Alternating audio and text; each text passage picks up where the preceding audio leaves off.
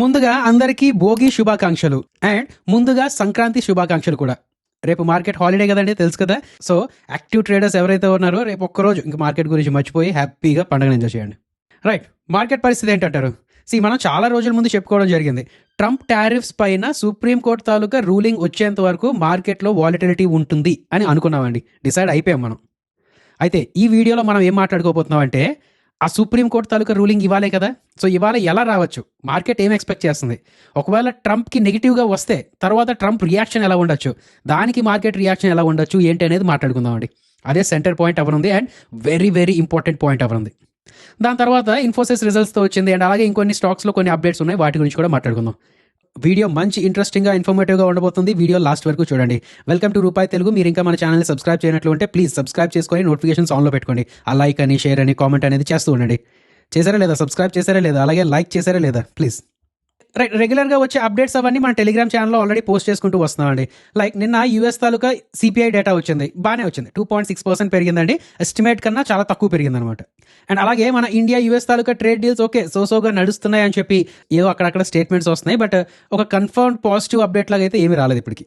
ఇంకా ఈ ట్రంప్కి ఫెడరల్ గవర్నర్కి గొడవలు అవుతూ ఉన్నాయి, ట్రంప్ ఇరాన్ మీద కొంచెం ఎక్కువ దృష్టి పెడుతూ ఉన్నారు, ఇలాంటివన్నీ అవుతూ ఉన్నాయండి. వాటిలో పెద్దగా మేజర్ అప్డేట్స్ అయితే ఏమీ రాలేదు. నిన్న మొన్న మనం ఏదైతే మాట్లాడుకున్నామో అదే కంటిన్యూ అవుతుంది. సో అందుకని స్ట్రైట్గా ఇవాళ రాబోయే యూఎస్ సుప్రీంకోర్టు తాలూకా రూలింగ్ తీర్పు మీద డిస్కస్ చేసుకుందామండి. ముందే ఒక డిస్క్లైమర్ ఇచ్చేస్తున్నానండి, ఇవాళ 100% రిజల్ట్ వచ్చేస్తుందని అయితే నేను చెప్పలేను. ఎందుకంటే మేబీ ఇవాళ కూడా పోస్ట్ పోన్ చేసే ఛాన్సెస్ ఉన్నాయండి. అదే కదా, అలవాటు అయిపోయి ప్రాణాలు మొన్న మాట్లాడుకున్నాం కదా. సో చూద్దాం మళ్ళీ ఎప్పటి వరకు వాలిటిలిటీ ఉంటుంది ఏంటనేది చూద్దాం. రైట్, ఒకవేళ ఇవాళే తీర్పు వస్తే 73% ఆఫ్ ద ట్రేడర్స్ ట్రంప్కి అగేన్స్ట్గానే రూలింగ్ వస్తుంది అని చెప్పి అనుకుంటున్నారండి. మళ్ళీ ఒకసారి బేసిక్స్ నుంచి మాట్లాడుకుందాం. మెయిన్ ఇష్యూ ఏంటండి, ట్రంప్ ఏం చేశారంటే అన్ని దేశాల మీద టారిఫ్స్ వేసేస్తూ వచ్చారు. లైక్ ఇండియా మీద చూసుకుంటే ఒక 25% ఫస్ట్ టారిఫ్ వేసుకున్నారు, దాని తర్వాత మళ్ళీ రష్యన్ ఆయిల్ కొంటున్నందుకు ఇంకో 25%, ఇప్పుడు ఇరాన్ మీద దాడి వల్ల ఇంకొక 25% వేస్తా అంటున్నారు. ఇలా ఏదైతే ఉన్నదో ఇలా డెసిషన్స్ తీసుకుంటున్నారండి. నౌ జనరల్గా చూసుకుంటే ఇప్పుడు యూఎస్కి ఓనర్ కాదు కదండి ట్రంప్, యూఎస్కి ఒక ప్రెసిడెంట్.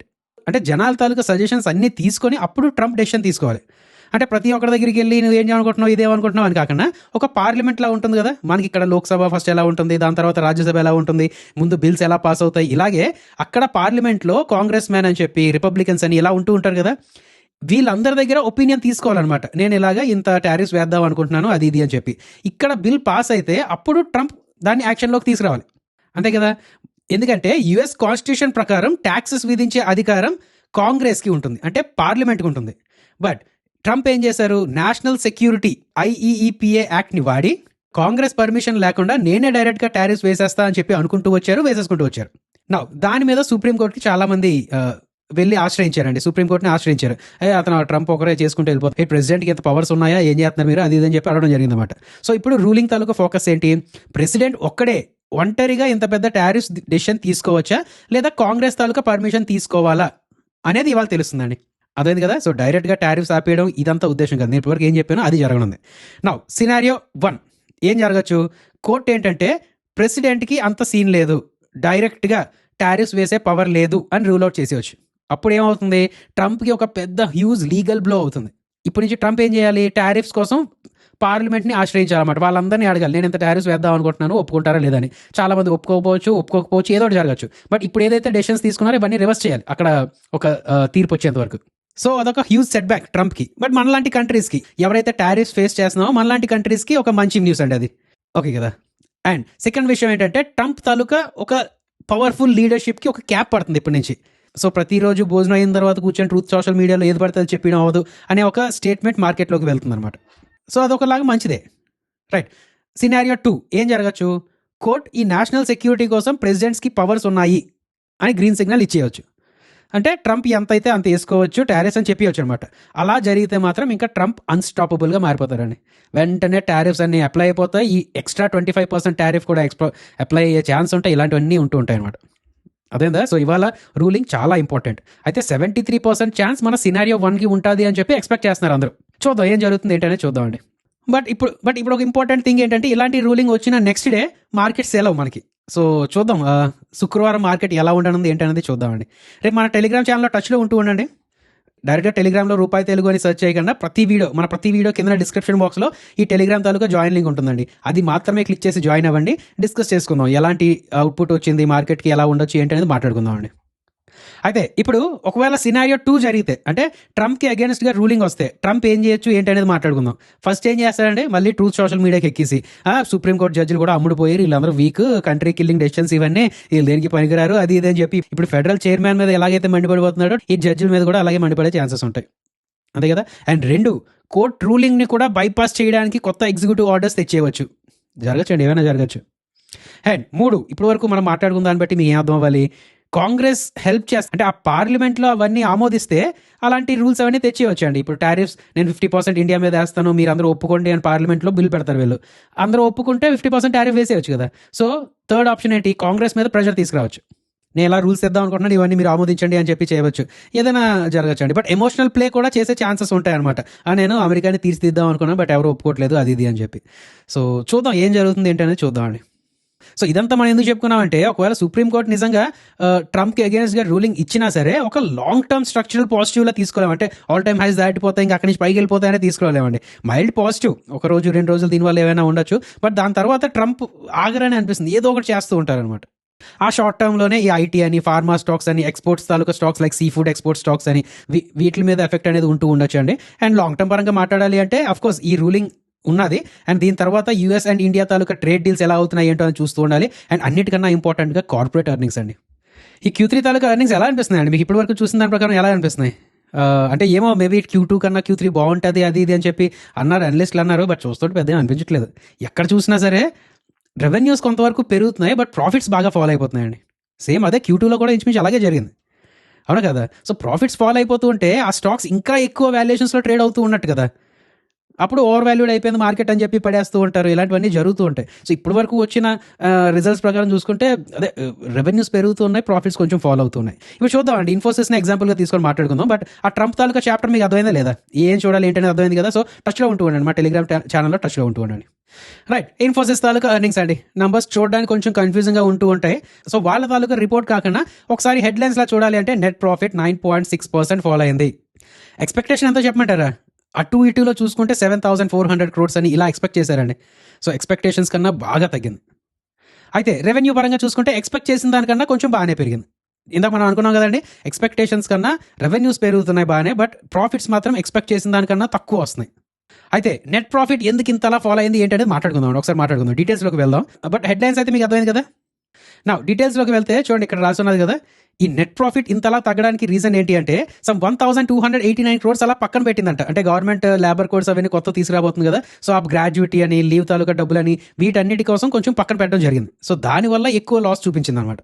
సో స్ట్రక్చరల్గా చూసుకుంటే నిన్న మనం టీసీఎస్లో అదే హెచ్సిఎల్ టెక్లో ఎలా మాట్లాడుకున్నామో, ఇందులో కూడా వన్ టైం ఈవెంట్ ఒకటి ఉన్నది. దానివల్ల మరీ ఎక్కువ ప్రాఫిట్స్ అనేది తక్కువైంది అనమాట.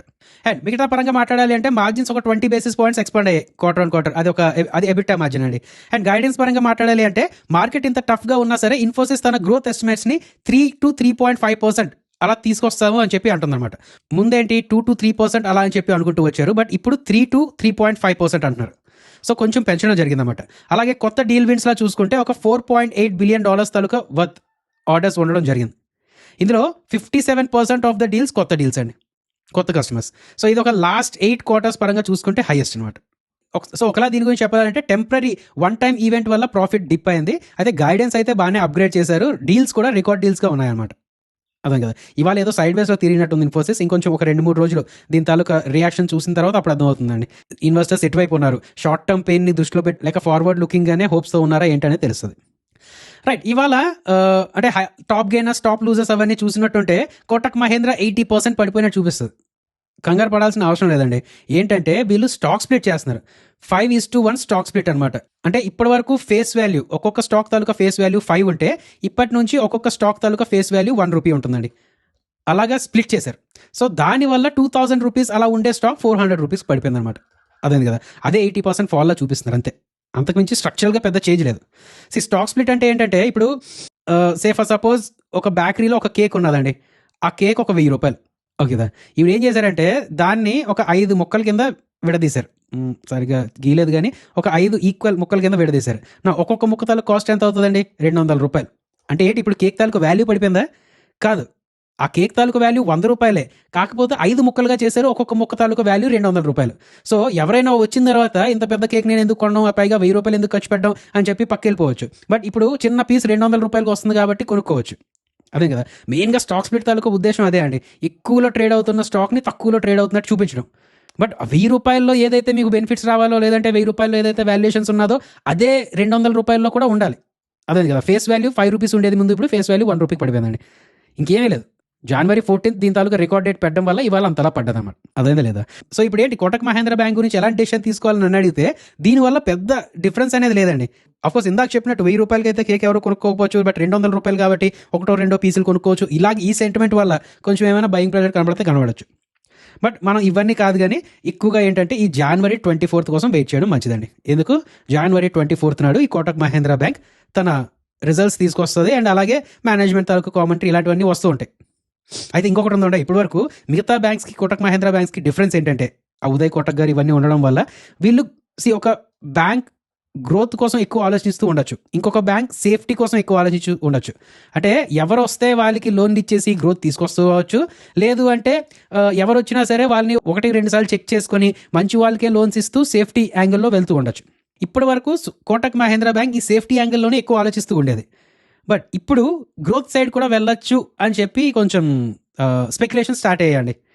ఎందుకు అంటే ఈ January 24th నాడు ఫండ్ రైజింగ్ ప్లాన్ కూడా చెయ్యొచ్చు అని అంటున్నారు. అండ్ ఆ ఫండ్ రైజింగ్ చేసుకొని, ఎన్సీడీస్ ద్వారా ఫండ్ రైజింగ్ చేసుకొని మరీ ఎక్కువ సేఫ్టీ కోసం పట్టించుకోకుండా, అంటే సేఫ్టీ చూసుకుంటూ ఉండాలండి, బట్ మరీ చేతులు ముడుచుకొని కూర్చోకుండా గ్రోత్ సైడ్ వెళ్తూ కొంచెం ఎక్కువ లోన్స్ ఇవ్వచ్చు అని చెప్పి ఎక్స్పెక్ట్ చేస్తున్నారు, అనలిస్టులు ఎక్స్పెక్ట్ చేస్తున్నారండి. సో అందుకనే January 24th నాడు ఏం జరుగుతుంది ఏంటి అనేది చూడడం ఇంపార్టెంట్. రైట్, నాది ఇంకొక డౌట్ అండి. స్టాక్ స్ప్లిట్ అయిన తర్వాత 2000 రూపాయల స్టాక్ 400 రూపాయలు పడుతుందని చెప్పుకున్నాం కదా. సో ఇప్పుడు వాల్యుయేషన్ పీ రేషియో ఏమవుతుంది? ఇప్పటి వరకు 40 పీ ఎలా ఉంటే అదేంటి 40/4 అంటే 10 పీలోకి వస్తుందా, లేకపోతే ఏంటి? మీరేమనుకుంటున్నారు అనేది కింద కామెంట్స్లో పెట్టండి. రైట్, ఇంకా రైల్టెల్ గురించి మాట్లాడుకోవాలండి. దీనికి సరే ఇవాళ అప్డేట్ గురించి మాట్లాడుకుందాం. ఇవాళ ఒక 260 crores తాలూకా ఆర్డర్ క్యాన్సిల్ అయిపోయినట్టు ఒక అప్డేట్ వచ్చింది, నిన్నే వచ్చిందండి. దాని తాలూకా రియాక్షన్ ఇవాళ మార్కెట్లో కనిపించింది, కొంచెం ఫాలో అయింది.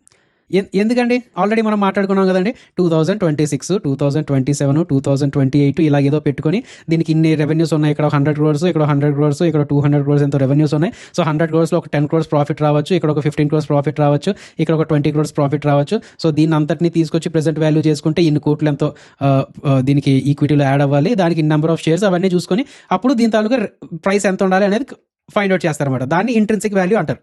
262 కోట్ల తాలూకు ఆర్డర్ క్యాన్సిల్ అయిపోయింది. అంటే దాని అర్థం ఏంటి, టాప్ లైన్లో కూడా మైనస్ అయిపోతుంది కదా, పర్ ఇయర్ రెవెన్యూస్ ఎంతో మైనస్ అయిపోతాయి, దాన్ని బట్టి కింద ప్రాఫిట్స్ కూడా మైనస్ అయిపోతాయి, దాన్ని బట్టి చూసుకుంటే ప్రెసెంట్ వాల్యూ చాలా తక్కువ వస్తుంది. ఓకే కదా, సరే ఒక ఆర్డరే కదా క్యాన్సిల్ అయిపోయింది అనుకోవడం కూడా లేదండి. ఇక్కడ షాకింగ్ ఫ్యాక్ట్, అంటే మీకు ఎంతవరకు గుర్తున్నదో నాకు తెలియదు, కానీ ఆల్రెడీ బీహార్ తాలూకా స్మార్ట్ క్లాస్ రూమ్స్ ఏదైతే ఆర్డర్స్ వచ్చాయో అందులో ఆల్రెడీ కాషన్ కియా మేము వచ్చింది కరే ఆల్రెడీ 209 కోట్ల తాలూకా ఆర్డర్ క్యాన్సిల్ అయిపోయింది, అక్టోబర్లో క్యాన్సిల్ అయిపోయిందండి. ఈ బీహార్ ఎడ్యుకేషన్ ప్రాజెక్ట్ కౌన్సిల్ నుంచి 700 కోట్ల తాలూకా ఆర్డర్స్ ఉన్నాయన్నమాట. ఇక్కడ నుంచి ఇవాళ వచ్చిన అప్డేట్ ఇది, అండ్ ఇది ఆల్రెడీ కాషన్కి ఇప్పుడెప్పుడో ఆర్డర్ క్యాన్సిల్ అయిపోయింది. సో ఇంకా మిగతా ఆర్డర్స్ కూడా క్యాన్సిల్ అవ్వని గ్యారంటీ ఏమైనా ఉన్నదా చెప్పండి? ఒక 2 ఆర్డర్స్ ఆల్రెడీ క్యాన్సిల్ అయిపోయి మిగతా ఆర్డర్స్ కూడా క్యాన్సిల్ అవ్వని గ్యారంటీ ఉందా? అండ్ ఇంకొక విషయం, ఇందాక మనం 2026 100 కోట్లు 10 కోట్లు అవి వేసుకున్నాం కదా, బట్ ఇదంతా చూసుకుంటే ఈ 260 crores ఏంటంటే ఒక 3% ఆఫ్ ద రెవెన్యూస్ అంటున్నారు అన్నమాట, 3% of the order book. So మొత్తం మీద 700 కోట్లు అంతా క్యాన్సిల్ అయిపోతే ఒక 10% ఆఫ్ ద ఆర్డర్ బుక్ అవుతుంది. ఇది కొంచెం ఎక్కువే అండి, అందుకనే రైల్టెల్ అంతలా ఫాలో అవ్వకుంటూ వచ్చింది అన్నమాట. దీన్నే టెక్నికల్ భాషలో అన్రిలయబుల్ రెవెన్యూ అంటారు. అంటే వీళ్ళ తాలూకా రెవెన్యూ ఫోర్కాస్ట్ ఏదైతే ఉన్నదో అది రిలై అవ్వలేకపోతున్నారు అనమాట. సో దానివల్ల అన్సర్టనిటీ అనేది వస్తుంది. రైట్, ఇంకా మెటల్ స్టాక్స్ బాగానే పెరుగుతున్నాయండి. అప్పుడు మనం చెప్పుకున్న దగ్గర నుంచి హిందుస్థాన్ కాపర్ కానీ హిందుస్థాన్ జింక్ కానీ ఇవన్నీ పెరుగుతూ వెళ్తున్నాయి. చూద్దాం ఎంతవరకు పెరుగుతుంది, అంతవరకు ఎంజాయ్ చేస్తూ ఉండడమే. అండ్ ఇవాళ ఈ స్టీల్ స్టాక్స్ కూడా బాగానే పెరిగాయి, లైక్ JSW స్టీల్ అని, టాటా స్టీల్ అని. వీటిలో అంటే సెంటిమెంట్స్ అవి యాడ్ అవుతున్నాయి. బట్ ఇంకొకటి ఏంటంటే టన్కి ఒక 700 నుంచి 1000 రూపాయల వరకు ప్రైసెస్ పెంచబోతున్నాయి, స్టీల్ కంపెనీస్ పెంచబోతున్నాయి అని చెప్పి ఒక స్పెక్యులేషన్ స్టార్ట్ అయిందండి. అది కూడా ఉన్నదనమాట. సో దానివల్ల రెవెన్యూస్ యాడ్ అవుతాయి కదండి, అంటే డైరెక్ట్గా ఇంకా ప్రాఫిట్స్లోకి వెళ్తున్నట్టే కదా ఆ డబ్బులన్నీ. సో అంటే నేను అంటుంది ఏంటంటే అది కూడా ఒకసారి చెక్ చేసుకుంటూ ఉండండి. ఎవరైనా వచ్చి అంటే పెద్ద అఫీషియల్ లాగా వచ్చి లేదు అలా పెంచితే మేము ఊరుకోము అలాంటివి అని అంటే ఈ మధ్య పెరిగినట్లు కొంచెం ఫాలో అయ్యే ఛాన్సెస్ ఉంటాయి. రైట్, ఒకసారి ఇన్సూరెన్స్ కంపెనీస్ని కూడా చూద్దామండి. ICICI Lombard తన రిజల్ట్స్ ఇవ్వడం జరిగింది. దీని తాలూకా స్టోరీ కూడా ఇంచుమించు ఒకేలా ఉన్నదండి. చూడండి, ఈ ఇమేజ్ చూస్తే మీకు ఏమర్థమవుతుంది? నెట్ ప్రీమియమ్స్ పెరిగాయి, గ్రాస్ ప్రీమియమ్స్ పెరిగాయి, అంటే ఆల్మోస్ట్ లైక్ రెవెన్యూస్ పెరిగాయి, బట్ ప్రాఫిట్ ఫాలో అయిపోయింది. సో దీనికి కూడా అంతే, రెవెన్యూస్ పెరుగుతున్నాయి, ప్రాఫిట్స్ ఫాలో అయిపోతున్నాయండి. అండ్ ఈ పరంగా చూస్తే అంటే ఎక్కువ మంది ఇన్వెస్టర్స్ చెప్తుంది ఏంటంటే మోటార్ తాలూకా థర్డ్ పార్టీ ఇన్సూరెన్స్ అని, లేదంటే మోటార్ తాలూకా ఓన్ డ్యామేజ్, ఇవన్నీ కలిపి చూసుకుంటే ఒక 39% ఇక్కడ వచ్చింది. లేదు అంటే అదే మొత్తం మీద ఎక్కువే ఉన్నది అనమాట, ఇంచుమించు 40% అలా ఉన్నది కదా. వీటిలో కాంపిటీషన్ బాగా ఎక్కువ ఉన్నదని చెప్పి అంటున్నారు అనమాట. సో కాంపిటీషన్ బాగా ఎక్కువ ఉంటే ఏం జరుగుతుందంటే, ఒకటి వీళ్ళు ప్రైసెస్ తగ్గిస్తూ ఉండాలి, లేదు అంటే కమిషన్స్ ఎక్కువ ఇస్తూ ఉండాలి, అదే కదా. సో దానివల్ల ఎక్కువగా ప్రైస్ అనేది దెబ్బతింటుంది, వాల్యుయేషన్స్ అదే ప్రాఫిట్స్ దెబ్బతింటున్నాయి అని చెప్పి అనడం జరుగుతుందండి. సో ఇదండి ఈ వీడియో. అసలు సరే ఏదో ఉన్నది కానీ, బట్ కొంచెం ఆ పండుగ అనేది ఎంజాయ్ చేశాను. మళ్ళీ శుక్రవారం నుంచి మనకి ఎలాగో తప్పదు, అలవాటు అయిపోయిన ప్రాణాలు, ఎలాగో తప్పదు. సో ఇవాళ రాత్రి, రేపు రాత్రి కూడా హ్యాపీగా ఎంజాయ్ చేసిన పండుగ. చుట్టాలతో ఉండుంటారు, లేదంటే ఫ్రెండ్స్తో ఉండుంటారు, లేదంటే సినిమాకి వెళ్తున్నారు, లేకపోతే ఒంటరిగా ఎంజాయ్ చేస్తున్నారు, ఏదో ఒకటి కొంచెం ఆ ఫెస్టివల్ మూడ్లోకి వెళ్ళిపోయి హ్యాపీగా ఎంజాయ్ చేయండి. నా కోరిక అదే అండి, మీరు అందరూ ఎంజాయ్ చేయాలి అంతే. అండ్ ఎప్పుడైనా టైం దొరికితే మాత్రం ఒకసారి మా టెలిగ్రామ్ ఛానల్ రండి, అప్డేట్స్ ఏమైనా ఉంటే అలా చూసుకుంటూ వెళ్ళిపోదు కానీ. ఓకే కదా, జై హింద్. ఒకసారి మన డిస్క్లైమర్ చూసేయండి. మేము ఏది చెప్పినా సరే అది ఎడ్యుకేషన్ అండ్ ఇన్ఫర్మేషన్ పర్పస్ కోసమే. మేము SEBI registered adviser or research analyst రెండు కాదు. మేము ఏమి ఇచ్చినా సరే అది ఫైనాన్షియల్ అడ్వైస్ కాదు. We're not giving any buy or sell calls. ఏది ఫైనాన్షియల్ అడ్వైస్ కాదండి, జస్ట్ ఎడ్యుకేషన్ ఇన్ఫర్మేషన్ పర్పస్ కోసం. మీ ఓన్ రీసెర్చ్ చేసుకోండి, లేదు అంటే ఒక సెబీ రిజిస్టర్డ్ అడ్వైజర్ అయినా కలండి.